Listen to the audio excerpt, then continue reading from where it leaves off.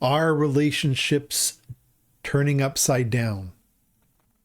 Is our world becoming unknown? Indeed, we face an unknown archetype, a feeling that our path isn't mapped and we are forging it with every step. Are we the hero of our story? The one facing challenge? The healer? The builder? Sometimes it simply feels like the archetype is unknown because we are in the messy, uncertain process of creating it with every choice we make. We are defining ourselves in real time, not fitting into a pre-written script.